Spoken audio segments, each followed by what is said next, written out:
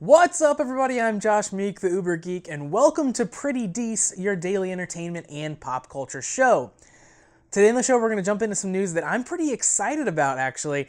It's Power Rangers news, and the news came today that Hasbro, the, of course, toy manufacturer, has acquired the rights to Power Rangers from Saban Brands. And that's the entire brand of Power Rangers. Hasbro now owns the full rights to any Power Rangers property, past, present, and obviously future. So that revolves around toys and games and TV shows and movies. Anything the Power Rangers has ever done or produced or now will produce. They have everything. This was a reportedly $522 million deal. And this is not the first time that Hasbro has kind of dabbled in Power Rangers. This comes hot on the heels of a deal that Hasbro signed in February, which was a $22 million deal, to take on the toy licensing rights of Power Rangers from Bandai. So shortly after that, they're now purchasing the entire franchise outright. Obviously, they really liked what they saw with the toy aspect of it. Now they want to take the entire pie instead of just the one tiny piece. Now, Haim Saban, the, of course, head of Saban Brands, will remain on in an advisory role. That will often happen in situations like this, and, he'll be able to kind of guide them in the right direction as they start shepherding the brand of Power Rangers into the future. The announcement from Hasbro talked a lot about expanding Power Rangers across Hasbro's entire brand blueprint.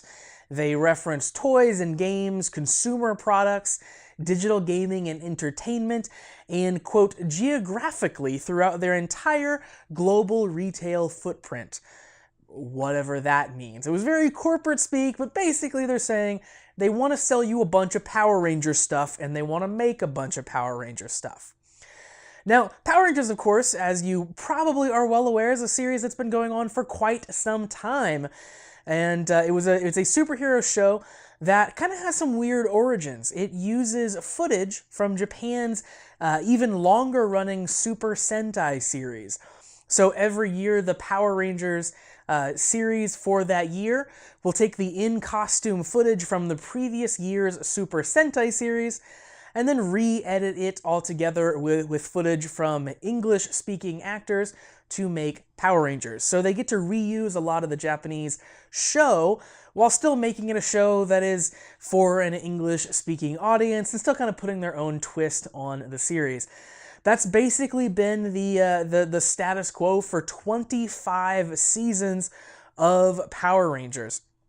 It was started in 1993 by Haim Saban, but Saban Brands didn't actually own Power Rangers for the entire run of all 25 of those seasons. Disney actually bought Power Rangers in 2001 during a larger Fox buyout, and Disney owned and created Power Rangers from 2001 until 2010. In 2010, Saban bought Power Rangers back from Disney, and up until right now, they have owned it. So this is the second time that Saban has owned and then sold Power Rangers. Super interesting that it's continued on through all of these years and through all of these different owners, and now apparently will continue on under Hasbro. Hasbro, of course, as I said, is the massive toy manufacturer first and foremost. They're known for toy companies and products, rather, like My Little Pony, Transformers, G.I. Joe, and through various subsidiary brands, they produce tons of games and other products, things like Magic the Gathering, Dungeons and Dragons, Battleship, Monopoly. They're a massive company that's responsible for so many different toy and game properties that it's honestly hard to keep up with and list all of them. And they're this massive company that's also done quite a bit of animation. So they've done, of course, the My Little Pony series, Transformer series. But the one thing I don't think they've done a ton of is live action television, which is, of course, the kind of beginning of Power Rangers. That's what all of Power Rangers is rooted in, is this live action TV series. So I certainly wonder going forward, as Hasbro continues to produce a live-action Power Ranger series, what changes will happen? Will they stick closer to the Japanese original Super Sentai shows because that's a safety net? They don't have to come up with too many new ideas. Will they keep the show very, young kid focused? Will they make it a little bit more adult?